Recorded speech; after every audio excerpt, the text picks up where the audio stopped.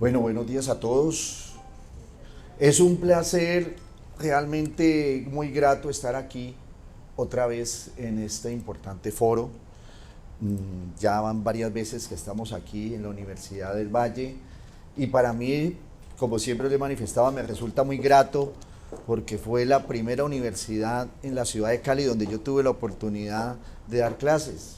De manera que pues es muy grato para mí volver aquí a estas aulas de la Universidad del Valle. Y un saludo muy especial a la profesora Raquel Ceballos, al profesor Jorge Enrique Arias, a la profe Isabel García, por tener ese esfuerzo siempre indeclinable por forjar una facultad de Derecho en la Universidad del Valle.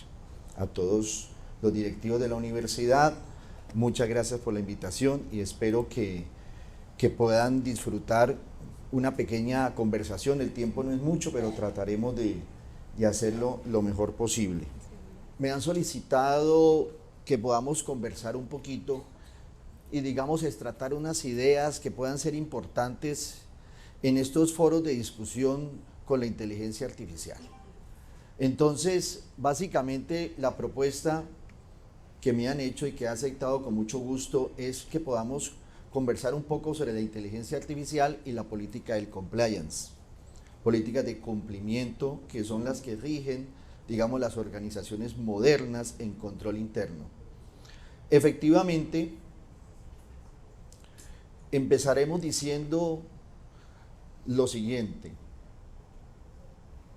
Estaba el abad don Sancho, buen cristiano de Dios, rezando a San Pedro Apóstol y a Cristo nuestro Señor.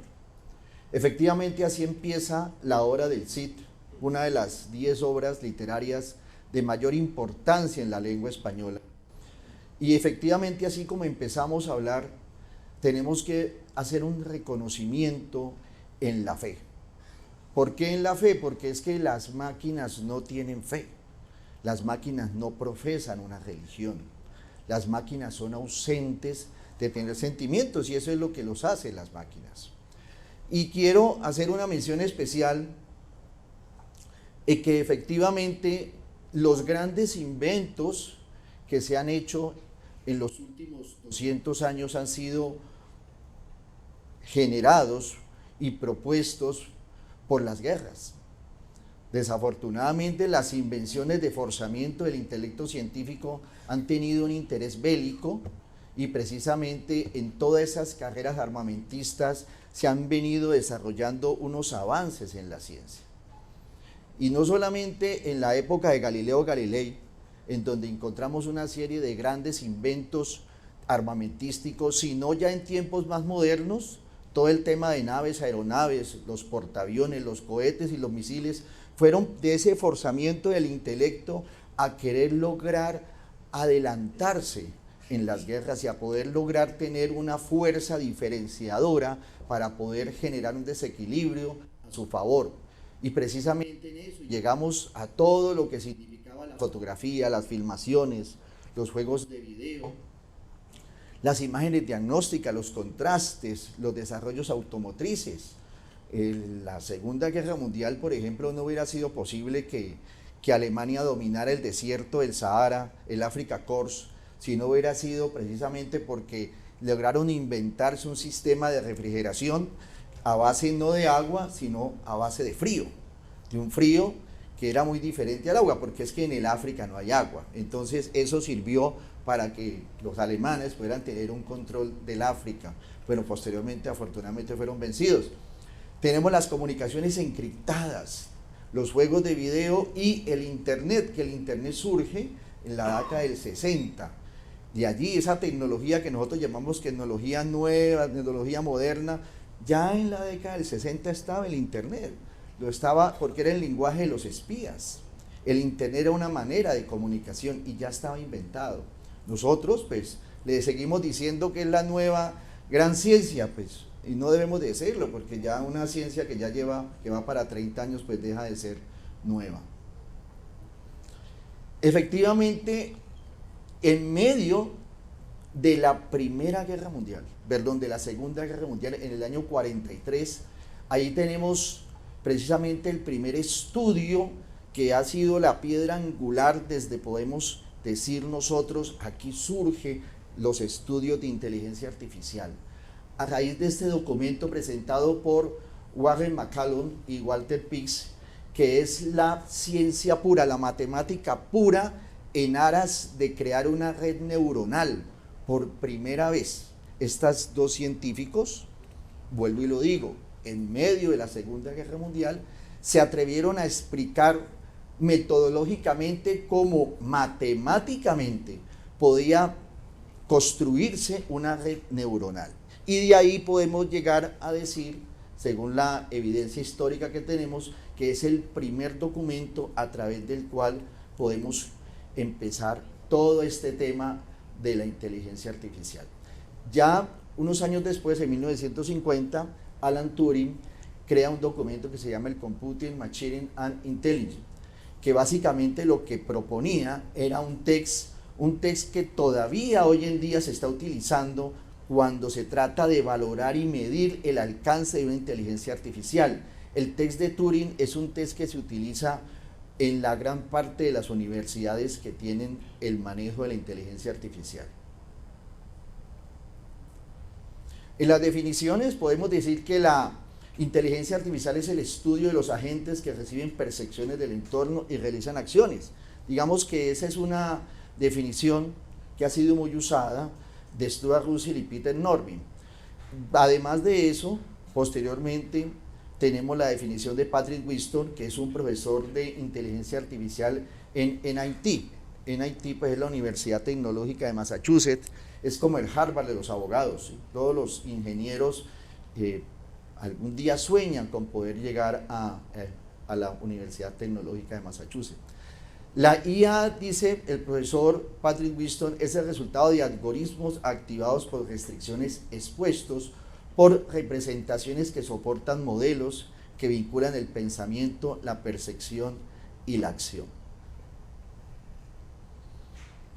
Pero entonces, si estamos hablando de inteligencia artificial, ¿cómo entramos a manejar el tema del compliance? ¿Qué es el tema del compliance? Pues bien,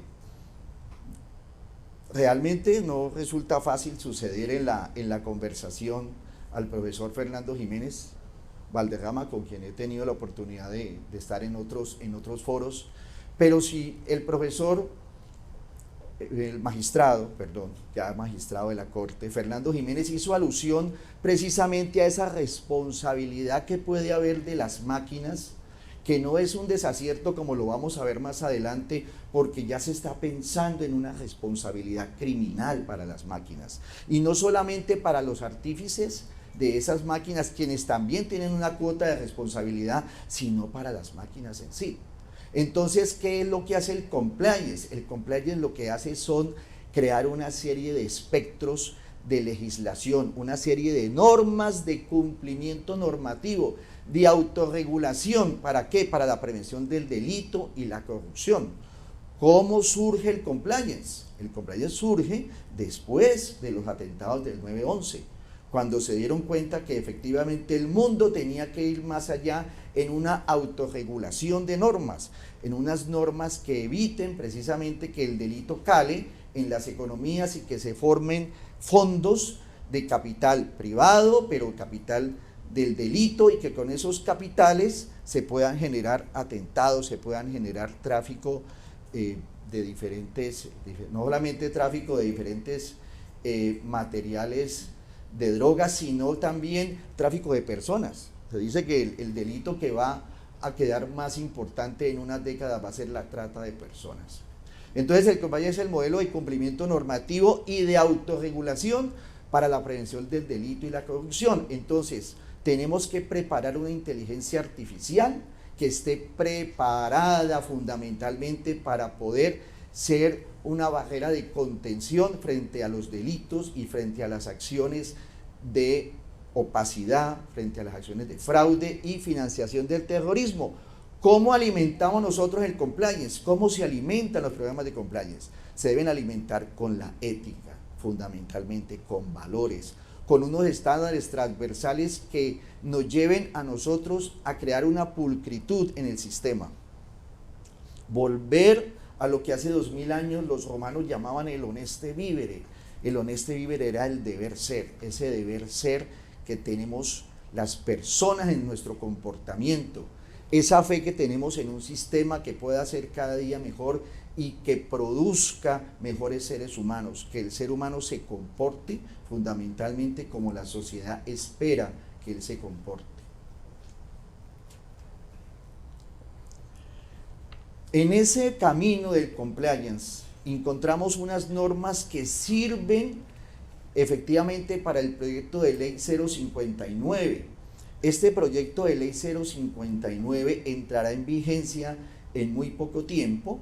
Es un proyecto que solamente le falta un debate y genera unos lineamientos de política pública para lo que se llama el DUI. DUI son desarrollos, usos e implementación de la inteligencia artificial. ¿Qué nos propone a nosotros este proyecto de ley 059? Un proyecto muy interesante, propuesto por el senador Juan Diego Echavarría, que como lo digo, pues ya está en último debate, ya es próximamente, creemos, una ley de la República y que tiene su base en las mismas normas del compliance. ¿Qué propone el proyecto de ley? Propone la creación de la Comisión de Tratamiento de Datos y Desarrollos con Inteligencia Artificial. El conocimiento de la sociedad, el conocimiento de las personas, la información sensible de cara al ser humano, es muy importante que tenga un control, que tenga un manejo adecuado. Tenemos políticas sobre valores del humano con equidad, es decir, el ser humano debe tener un manejo especial en la valoración, en el manejo de su información, y eso nos lo decía la profesora argentina, sobre el manejo de los datos. Precisamente estamos hablando de la protección del humano y su medio ambiente. También este proyecto nos trae un código de ética, un registro nacional precisamente de inteligencia artificial. Ese código de ética y ese registro nacional lo que genera es un autocontrol, y la base del compliance es precisamente el autocontrol. La protección de los datos, lo que, volvemos a decirlo, hace referencia a la profesora argentina. La protección de la libre competencia. Nuestro sistema económico está basado en la libre competencia, de allí la importancia de que tenga un control superior la libre competencia. La responsabilidad en su creación. Los que sean responsables de la creación serán también responsables de los resultados que podamos tener con la inteligencia artificial. Tenemos un tema de ciberseguridad. También la profesora argentina hizo alusión a los temas de ciberseguridad. La inteligencia artificial que sea creada debe ser creada con unos parámetros de ciberseguridad, no puede ser hackeada, no debe ser intervenida, no puede ser un objeto que pueda ser invadida para fines delictivos. Nunca usada con propósitos bélicos, nunca puede formar parte de la carrera armamentística.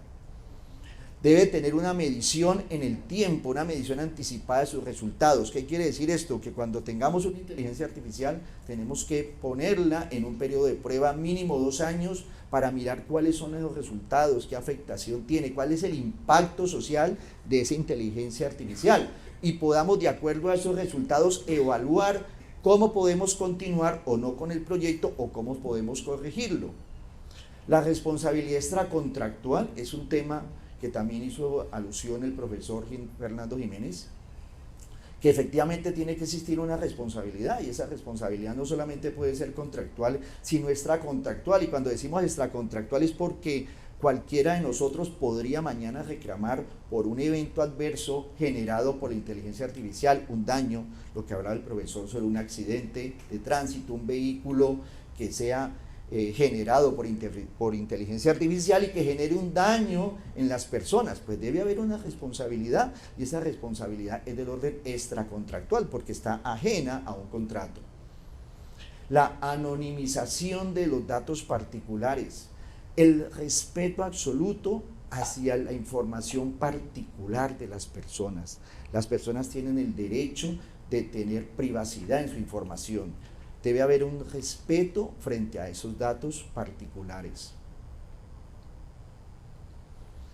Y hay otro proyecto que está, digamos, se está gestando en este momento en la Cámara de Representantes, el proyecto de la responsabilidad penal de la inteligencia artificial y el robot. Este proyecto, presentado por un muy querido amigo que es el profesor Howard Wardit Ruiz, a quien debo de dar el reconocimiento, no se trata de copiar ideas, sino de hacer reconocimiento, y tiene unos puntos que son, digamos, unos puntos muy sensibles, unos puntos muy pequeños.